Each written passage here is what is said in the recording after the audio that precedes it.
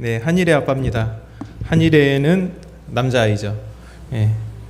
교회에 있는 두 일에는 그 딸이라고 들었습니다. 제가 아영교회 면접 자리에서 담임 목사님께서 설교 영상을 보시고 인상이 좋아서 저를 불렀다고 말씀을 하셨습니다. 잘생겼다는 말보다 제 인상이 좋다는 이야기를 많이 듣습니다. 귀한 사역의 자리로 불러주신 목사님과 그리고 당회원 여러분 그리고 성도인들께 감사를 드립니다. 오늘 엔드가 아닌 엔드로라는 제목으로 하나님 말씀 함께 나누도록 하겠습니다. 우리는 시간 속에 살아갑니다. 우리가 살아가는 그 공간 안에서 우리는 한 공간 안에서 그리고 한 시간 안에서 살아가는 존재입니다. 그렇기 때문에 이 땅을 살아가는 사람들 가운데는 세 부류의 사람이 있습니다. 과거의 영광을 기억하면서 살아가는 사람, 그리고 현재에 충실하지 않은 사람, 미래를 소망하는 사람이 있습니다. 과거를 살아가는 사람은 과거의 그 영광을 기억하면서 살아가기 때문에 현재에 별로 충실하지 못합니다. 우리가 그런 말 많이 듣습니다. 내가 왕년에는 말이야, 내 한때는 잘 나갔어. 내가 네 나이 때는 말이야, 뭐 쇠도 씹어 삼켰어. 뭐 이렇게 말을 하는 것을 우리가 듣지 않습니까? 화려했던 과거에 대한 기억은 있는데 그때를 그리워할 뿐 앞으로 전진하지 못하는 것이죠. 현재는 어떻습니까? 현재를 살아가는 사람은 그 사람이 가지고 있는 그 현재의 그 모습을 충실히 살아가려고 노력하는 사람입니다. 근데 현대인들의 시대 정신이라고 하는 것은 그 시대의 문화 콘텐츠 가운데 잘 녹아 있는데 그것 중에 하나가 오래전에 나왔던 죽은 시인의 사회라고 하는 책에 보면 까르페 디엠이라고 하는 말이 나옵니다. 많은 사람들이 인용하는 말이죠. 현재를 즐겨라. 그래서 사람들이 현재를 즐기면서 충실하면서, 왜냐하면 내일이 없기 때문에 그렇게 살아가지만 우리는 결코 현재를 살아갈 수 없습니다. 인간은 현재를 살아갈 수 없어요. 왜냐하면 이것은 우리가 포착하기 전에 이미 찰나의 순간처럼 지나가 버리기 때문에 그렇습니다. 제가 이렇게 말을 여러분에게 하고 있지 않습니까? 이것도 말을 하고 있는 그 순간 이미 과거가 되어버린다는 것이죠. 우리가 날마다 보는 햇빛도 과거의 햇빛입니다. 태양의 빛이 지구까지 도달하는 데 걸리는 시간은 8분 20초입니다. 그러므로 우리가 보는 햇빛은, 우리가 쬐는 햇빛은 현재의 햇빛이 아니라 과거의 햇빛인 것이죠. 미래는 어떻습니까? 우리 믿는 사람이야 우리의 삶을 은혜로 채우시는 하나님을 소망하고 기대하며 살아가지만 그렇지 않은 사람은 불확실한 미래에 짓눌려 살아갑니다. 보이지 않는 미래를 확인하기 위해서 많은 사람들이 정초부터 점을 보러 다닙니다. 아주 유명한 작가죠. C.S. 루이스가 쓴 스크루테이프의 편지라고 하는 책이 있는데 이 책이 마귀가 인간의 심리를 바라보는 것을 아주 탁월하게 묘사를 했거든요. 거기 보면 마귀가 가장 교활하게 속이는 것 중 하나는 불확실한 미래에 사람을 가둬놓는 것이라고 나와 있습니다. 이렇듯 과거도 현재도 미래도 시간 안에 살아가는 우리에게는 소망이 될 수 없습니다. 시간 안에 살아가는 우리가 경험하는 어떤 것도 영원할 수 없기에 우리는 영원하신 하나님을 소망해야 하는 것입니다. 2015년도가 거의 끝이 나 갑니다. 2016년도를 맞이하는 여러분들의 마음이 어떤지 잘 모르겠습니다. 분명한 것은 우리의 해가 지나가고 우리의 나이가 들어갈지라도 불확실한 미래를 우리가 바라보면서 우리가 기억해야 되는 중요한 사실 한 가지는 올해도 신실하게 함께 하셨던 하나님을 내년에도 소망해야 된다는 것입니다. 나아가 믿음의 신앙인에게 있어서는 어떠한 절망이나 낙심의 순간에도 그것이 결코 끝이 아니라 그리고로 이어지는 엔드라는 것을 우리가 기억해야 된다는 것입니다.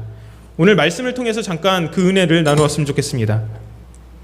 예수님께서 승천하신 후 열흘 후에 오순절 마가의 다락방에 기도하던 120명의 사람에게 성령이 임했습니다. 그리고 성령이 임한 바로 그때에 베드로의 설교를 통하여서 3,000명의 사람이 회심을 합니다. 그렇게 교회가 계속 성장을 하죠. 예수님을 박해하고 십자가에 못 박았던 예루살렘은 이제 예수님을 믿고 구원받은 사람들로 넘쳐나게 되었다는 것입니다.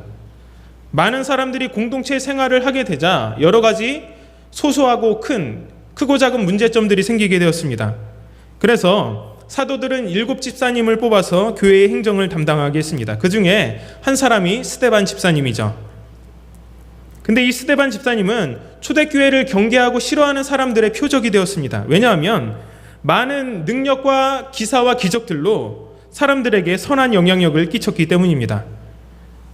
그래서 이 모습을 좋지 않게 보았던 종교 지도자들은 스데반 집사님을 모함하기 위해서 불량배를 사서 모함하게 했습니다. 사람들을 매수해서 이 스데반이라고 하는 작자가 모세와 하나님을 모독했다라는 거짓 증언을 하게 했습니다. 사람들에게 고소를 당하자 스데반 집사님은 두려워하지 않고 당당하게 서서 당신들이 십자가에 못 박은 그리스도가 우리가 그토록 기다렸던 메시아요 라고 외쳤습니다. 그 이야기를 들은 사람들의 마음이 찔렸습니다. 사람이 무언가 전곡에 찔리게 되면 방어 기제가 그 속에서 발동을 하거든요. 그래서 필요 이상으로 화를 내고 분노하게 됩니다. 스데반 집사님의 이 말을 통하여서 사람들의 전곡을 찔리게 되자 그들은 자신의 죄를 뉘우치기는커녕 스데반 집사님에게 득달같이 달려들었습니다. 즉결 심판을 합니다. 사람을 벽에 세워놓고 죽을 때까지 돌을 던지는 투석형을 그 자리에서 집행하게 됩니다.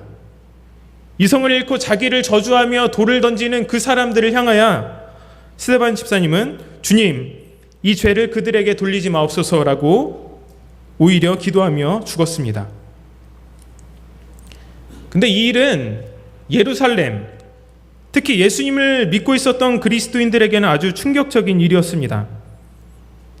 이 예루살렘에 있었던 종교 지도자들은 호시탐탐 기독교를 박해할 기회를 엿보고 있었습니다. 그래서 초대교회의 수장이라고 할 수 있는 베드로와 요한을 잡아서 옥에 가두고 채찍질을 하고, 그리고 예수의 이름으로 다시 한번 말하면 가만두지 않겠다라고 하는 협박으로 회유하기도 했습니다. 그런데 사도들은 오히려 그 이름을 위하여 능력받는 일을 기뻐했죠. 그래서 더욱 예수 그리스도를 주라고 가르치고 전도하는 일을 그치지 않았습니다. 그런데 이 스데반 집사님의 순교를 통하여서 이 초대교회의 가장 큰 위기를 맞이하게 되었다는 거죠. 이제 막 태동하여서 성장해 가고 있는 교회가 그대로 역사 속으로 사라져 버릴 이 절체절명의 위기에 처하게 되었다는 것입니다. 이 스데반 집사님의 순교 소식이 알려지자 예루살렘 교회는 크게 동요하기 시작했습니다. 예루살렘 공회는 핍박의 고삐를 늦추지 않고 젊고 앞날이 유망한 사울이라고 하는 청년을 통하여서 대대적인 숙청에 나서기 시작합니다. 그리고 이 핍박은 예루살렘 전체를 뒤흔드는 광범위한 핍박이었습니다. 오늘 우리가 읽은 8장 1절 후반부의 말씀을 보면 그날에 예루살렘에 있는 교회에 큰 박해가 있어 사도회의는 다 유대와 사마리아 모든 땅으로 흩어지니라 라고 말씀을 하고 있습니다. 예루살렘에 거주하던 그리스도인들에게 교회는 집과 같은 곳이었습니다. 유월절과 오순절을 지키려고 예루살렘에 올라왔다가 베드로의 설교를 듣고 회심한 이 디아스포라 유대인들은 그들의 집으로 돌아가지 않고 예루살렘에 머물렀습니다. 그리고 공동체 생활을 위해서 그들이 가진 땅을 팔고 가산을 팔아서 그리고 공동체 생활을 하기 위해서 거기에 모두 내놓았죠. 거기에 정착했다는 것입니다. 그들은 돌아갈 곳이 없었어요. 예루살렘에서 다른 그리스도인들과 거기가 집으로 생각을 하고 거기에서 모든 신앙생활과 그리고 삶을 이어가고 있었기 때문입니다. 하지만 이 스데반 집사님의 죽음은 평화로웠던 모든 상황을 송두리째 빼앗아 갔기 때문에 아주 충격적인 사건이었다는 것입니다. 가족과 같은 형제들과 헤어지면서 사람들이 무슨 생각을 했을까요? 아마도 깊은 절망감 때문에 낙심했을 것입니다. 모든 것이 끝났다.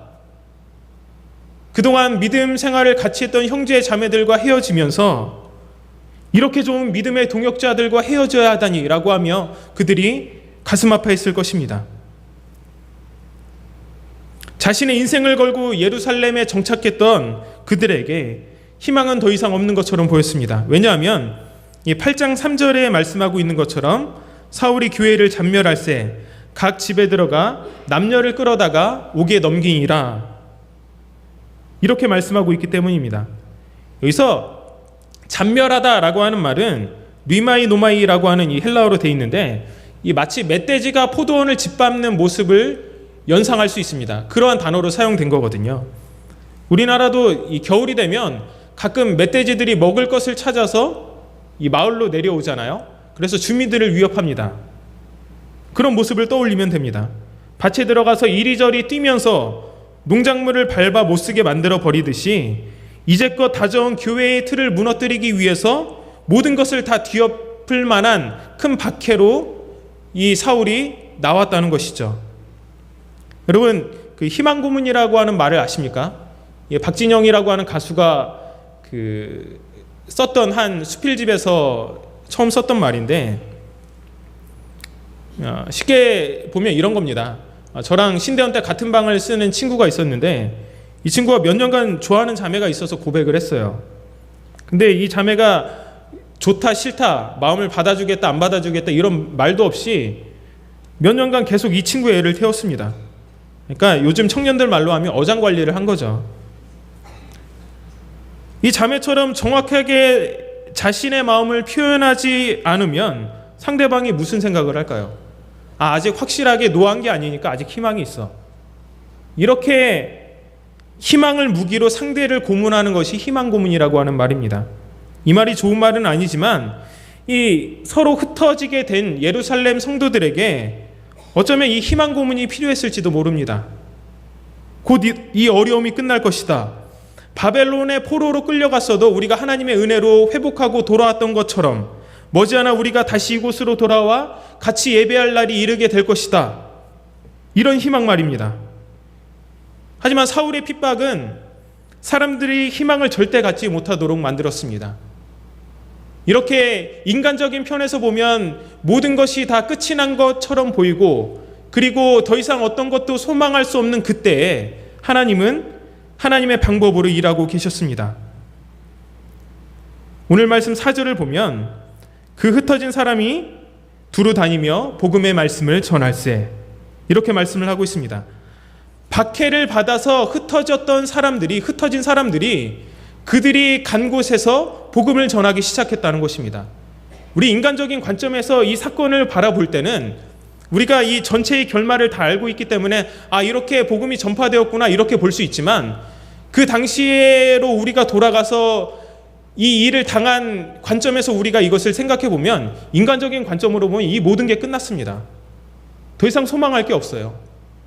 어떤 경관 시스템이 잘 작동되어 있어서 우리가 여기에 가서 이제 전도를 하고 여기에 가서 이 일을 하고, 이게 아니라 갑자기 이 공동체가 흩어져 버렸기 때문에 더 이상 소망할 게 없었습니다. 하지만 하나님께서는 이 교회사에 있어서 가장 위기였던 이 일을 통하여서 그분의 방법으로 그분의 일을 이루어 가셨다는 것입니다. 여기 4절에 흩어지다라고 하는 말은 디아스페이로라고 하는 단어로 되어 있습니다. 이 흩어진 사람을 뜻하는 디아스포라의 어원이 되는 말이거든요. 이게 이 단어의 뜻은 농부가 씨를 뿌린다는 말입니다. 우리가 이것을 이해하기 위해서는 이 팔레스틴 지역의 이 농사법에 대해서 잘 알 필요가 있는데, 왜냐하면 우리나라의 농사법에서는 씨를 뿌리지 않아요. 제가 그렇게 보이진 않지만 시골에서 자랐습니다. 도시 사람처럼 보이지만 시골에서 자랐어요. 이 자라오면서 제가 농사일을 거들어 드릴 때 씨를 한 번도 뿌리지 않았습니다. 심지어 깨도 이렇게 비닐을 씌우고 구멍을 뚫고 거기에 심고, 그리고 이 흙을 덮어서 자라게 하죠. 땅콩도 그렇게 하고, 아니면 이 싹을 틔워서 묘종을 심습니다. 고추 같은 경우는. 근데 이 팔레스틴 지방에서는 씨를 뿌려요. 이렇게 씨를 들고 이렇게 뿌립니다. 이렇게 흩뿌립니다. 예수님께서 씨 뿌리는 비유로 말씀하셨을 때 씨가 덜어는 길가로, 덜어는 가시덤불로, 덜어는 돌밭으로, 좋은 밭으로 떨어지게 된 것이 이게 흩뿌리기 때문에 그런 거거든요. 지금 이 초대교회 성도들이 이렇게 흩뿌려졌다는 것입니다. 주변으로. 예루살렘의 박해는 뭉쳐져 있던 복음의 씨앗을 유대와 사마리아로 퍼지게 하는 시발점이 되게 되었다는 것입니다. 도무지 앞이 보이지 않는 끝없는 절망 앞에서 사람들은 끝이라고 생각했지만 그 끝에는 끝이 아니라 그리고가 기다리고 있었다는 것입니다. 인간이 봤을 때 끝이죠. 하지만 하나님의 관점에서는 결코 끝이 아니었다는 것입니다. 새로운 시작이 기다리고 있었다는 것이죠. 우리가 살아가는 이 세상을 살아가는 삶의 방식도 마찬가지입니다. 우리가 끝이라고 생각하는 것은 우리의 관점입니다. 우리가 하나님의 관점으로 이것을 모든 사건을 바라볼 때만, 영원하신 주님만 소망할 때에만 이것이 그리고가 될 수 있다는 사실을 기억해야 합니다.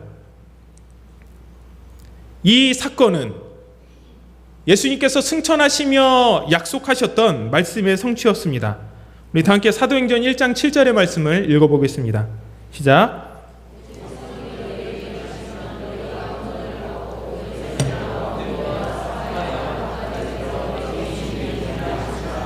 아멘. 큰 핍박과 박해는 예루살렘에만 머물러 있던 교회를 유대와 사마리아로 확장시켰습니다. 그리고 다메섹으로 가는 도상에서 예수 그리스도를 만나고 변화된 바울을 통해서 이 복음은 유럽에 전파되었습니다. 유럽의 복음은 아메리카로, 아메리카에 정착된 복음은 아시아로, 오늘 우리에게까지 전해지게 된 것이죠. 그래서 저는 교회사를 통틀어서 가장 중요한 사건이 바로 오늘의 사건이었다고 생각을 합니다. 언젠가 한 소책자에서, 그 IVP에서 소책자 시리즈가 나오거든요. 거기에서 이런 멋진 말을 읽은 적이 있습니다. 인간의 능력이 끝나는 곳에서 하나님의 역사는 시작된다. 초대교회의 역사가 오늘 말씀을 통해서 그것을 증명하고 있습니다. 초대교회의 역사는 스데반이 죽고 예루살렘 교회는 큰 핍박을 받았다. 그리고 모든 그리스도인들은 흩어져서 그들의 인생을 살다가 죽었다. 결국 교회는 끝을 보았다. 이렇게 끝나지 않습니다. 스데반이 순교하고 예루살렘 교회는 큰 핍박을 받았다. 그리고 곳곳으로 흩어진 그리스도인들을 통하여서 유대와 사마리아의 복음이 전파되었다. 이렇게 엔드로 이어지게 됩니다. 우리는 무엇보다 우리에게 닥쳐오는 시련과 어려움의 때가 새로운 시작을 준비하는 하나님의 계획이라는 사실을 깨달아야 합니다. 시련은 우리에게 아픔을 주지만 하나님 안에 있을 때 이것은 성숙한 은혜를 가져다 주기 때문입니다. 아픔은 우리에게 많은 것을 앗아가지만 동시에 사망의 음침한 골짜기에서도 우리를 안위하시는 주님을 경험하게 합니다.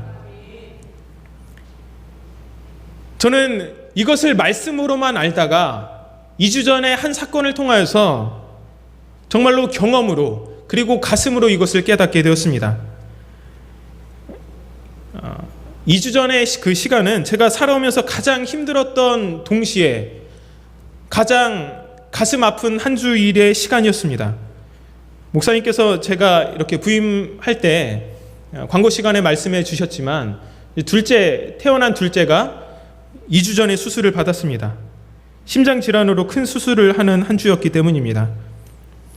저 아내는 아이가 아픈데 부모로서 해줄 것이 아무것도 없다는 사실에 절망했습니다.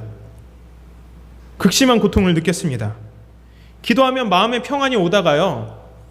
그리고 마음의 평화가 오고 그리고 마음이 괜찮아졌다가 다시 그 아이가 수술받을 것을 생각하면 다시 힘들어지는 거죠. 수술 결과에 대한 부담과 두려움이 우리 두 사람을 붙잡곤 했습니다. 하나님을 신뢰하면서도 많이 울었습니다. 그토록 원했던 딸을 잃게 될까 봐 두려웠어요. 이것이 끝이 될까 봐 두려웠습니다. 하지만 하나님께서는 그렇게 불안정한 그리고 약한 믿음으로 있던 우리 부부를 정말 많은 방법을 통해서 위로하셨습니다. 수많은 기도의 동역자들이 문자를 그리고 SNS를 통해서 위로해 왔고 하나님께서는 새벽 기도 가운데 말씀으로 저희 부부를 안심시키셨습니다. 또 지혜로운 아내가 보험도 미리 들어놔서 수술비 걱정을 하지 않도록 해주셨습니다. 또 하나님을 경외하는 집도이가 수술을 감당하게 해주셨습니다. 그 전날 이 집도이와 미팅을 하는데 그분이 그렇게 이야기를 하더라고요. 우리가 수술 들어가지만 그분이 하신다고, 이 모든 것들을 하나님이 주관하신다고 하시더라고요. 이외에도 수많은 위로와 하나님의 격려가 있었습니다. 근데 그 일을 경험하면서 이것이 끝이 돼도, 이 수술이 끝이 돼도 내가 과연 하나님을 신뢰할 수 있을까? 이 질문을 한번 던져보았습니다. 왜냐하면 이것과 저희 부부의 케이스와 정말로 비슷한 일들이 제가 잘 알고 지내는 한 목사님의 가정에도 있었기 때문입니다. 반대의 경우도 생길 수 있습니다. 이게 우리 인간적인 관점에서 끝이 되는 그런 사건이 일어날 수 있습니다. 그리고 그 사건이 실제로 일어난 한 가정의 이야기를 해드리려고 하는 것입니다. 저희 둘째와 겪었던 일과 거의 똑같은 일을 그 목사님 가정도 경험을 했습니다. 아들만 셋을 낳았어요. 이 아영교회는 셋을 낳는 게 트렌드라면서요. 네. 저희도 하나를 더 낳을까 지금 생각 중인데, 이분이 아들만 셋을 낳다가 그 샤론이라는 예쁜 딸을 낳았습니다. 그런데 그 아이 역시 태어날 때부터 심장이 좋지 않았어요. 일주일 만에 수술을 해야 했습니다. 좀 심했죠, 저희 아이보다. 근데 이 아이는 그 심장 질환뿐만 아니라 그 다운 증후군이라고 하는 그 선천성 기형 질병을 가지고 태어났는데, 이것을 가지고 태어나는 사람은 보통 사람이 가지는 세포보다 세포가 많이 약하다고 합니다. 저희 둘째 유은이와 담당 교수가 같고, 수술하는 시기도 비슷하고, 그리고 수술하는 부위도 매우 비슷했습니다. 그래서 2차 수술이 끝나고 회복되기를 기다렸지만 결국 회복하지 못했어요. 어느 아침 그 SNS를 통해서 제가 그 소식을 접하고 한참 울었습니다. 그리고 그분을 이렇게 위로했습니다. 개혁신학에 따르면 신실한 부모에게서 태어난 자녀는 신앙을 고백하지 못하고 죽게 되어도 하나님의 특별한 은혜가 있다. 헤르만 바빙크가 쓴 개혁교의학 4권에 보면 유아세례 부분에 이 부분이 분명히 명시되어 있습니다. 제가 잠깐 인용을 해보면, 우리는 신자들의 자녀들을 신자들 자체로 고려하는데, 왜냐하면 그들은 그 부모들과 더불어 은혜의 언약 안에 포함되어 있기 때문이다. 하지만 거의 절반 정도의 자녀들이 분별할 나이에 이르기 전에 죽는다. 아무래도 옛날이니까는 더 죽을 가능성이 많았겠죠. 성경에는 이 모든 자녀들을 위한 주님의 약속, 즉 그들이 의식적으로 그리고 자발적으로 거부할 수 없는 주님의 약속들이 들어있다. 왜냐하면 그들은 은혜의 언약 안에 포함되어 있기 때문이다. 만일 그들이 그렇게 할 수 있기 전에 죽는다면 경건한 부모들은 그 자녀들의 선택과 구원을 의심하지 말아야 한다. 이렇게 되어 있습니다. 그래서 이 말로 위로를 했습니다. 그러자 그분이 이렇게 대답을 했습니다. 내가 더 이상 생명 대 생명으로 그 아이와 얼굴과 얼굴을 맞대고 볼 수 없지만 이것이 끝이 아니라 천국에서 다시 만나게 될 것을 믿는다. 그렇습니다. 죽음조차 믿음의 그리스도인들에게는 끝이 아닙니다. 짧은 이 세상 삶을 끝내고 영원한 본향으로 들어가는 새로운 시작이기 때문입니다. 천상병 시인의 귀천이라고 하는 시의 한 구절처럼 이 세상의 아름다운 소풍 끝내는 날 가서 아름다웠다고 말하리라. 이것이 바로 그리스도인의 삶이라는 것입니다. 이것이 가능한 이유는 죽으시고 부활하셔서 우리의 산소망이 되신 예수 그리스도 때문입니다. 우리가 그분 안에 있고 그분이 우리 안에 있기 때문입니다. 다 함께 고린도후서 4장 8절부터 10절까지의 말씀을 한번 읽어보겠습니다.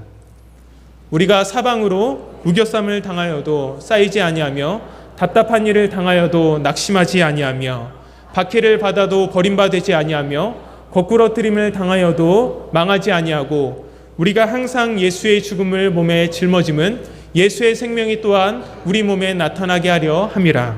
아멘. 그렇습니다. 우리는 사방에서 어려움을 당하지만 그것을 통해 우리의 인생을 이끌어 가시는 하나님을 발견하게 됩니다. 지금 여러분 앞에 펼쳐져 있는 문제가 무엇입니까? 경제적인 이유입니까? 관계에서 오는 어려움이에요? 불확실한 미래에 대한 두려움입니까? 우리가 그런 것 때문에 두려움을 겪게 되고 때로는 절망할 수 있습니다. 하지만 거기서 끝나버리는 것이 그리스도인의 삶이 아니라는 것입니다. 오늘 말씀이 우리에게 분명히 알려주고 있는 것처럼 그리고를 만들어 가시는 하나님이 계십니다. 우리가 해야 될 것은 그분을 소망하는 거예요. 우리는 연약하고 넘어지기 때문에 결코 흔들리지 않는, 그리고 회전하는 그림자도 없으시는 하나님만 바라봐야 되는 것입니다. 수많은 성경의 사건들이 이를 지지합니다. 아브라함은 생물학적으로 아이를 낳을 수 없는 나이에 이삭을 얻었습니다. 검붉은 파도가 넘실대는 홍해 앞에서 이스라엘은 그곳을 갈라지게 하시고 마른 땅으로 건너게 하시는 하나님의 은혜를 경험했습니다. 이중으로 되어 있는 견고한 여리고성은 인간의 방법이 아닌 하나님의 방법으로 무너졌습니다. 사자굴에 던져진 다니엘은 죽지 않았고 오히려 다니엘을 참소했던 자들이 죽임을 당했습니다. 사드락, 메삭, 아벳느고도 마찬가지입니다. 풀무불에 던져졌지만 머리카락 하나도 그을리지 않았습니다. 신약으로 오면 예수님의 십자가에서도 이것을 발견할 수 있습니다. 예수님의 십자가 죽음 직후 모든 사람은 끝이라고 생각했지만 사흘 뒤에 예수님께서는 그것을 그리고로 바꿔주셨습니다. 우리가 기억해야 될 것, 그 능력의 임마누엘의 주님이 우리와 함께 하신다는 것입니다. 이제 새롭게 펼쳐질 2016년도 혹은 여러분이 지금 겪고 있는 그 모든 어려움과 불안의 요소들, 절망하게 하는 것들, 그것들이 우리를 이끌어가는 것이 아니라 영원히 우리의 삶을 그리고로, 그리고 하나님의 방법으로 가장 선한 길로 이끄시는 그분을 철저히 신뢰하는 믿음으로 승리할 수 있기를 바랍니다. 우리 이제 다 함께 오늘의 말씀을 기억하면서 한 목소리로 기도하도록 하겠습니다. 우리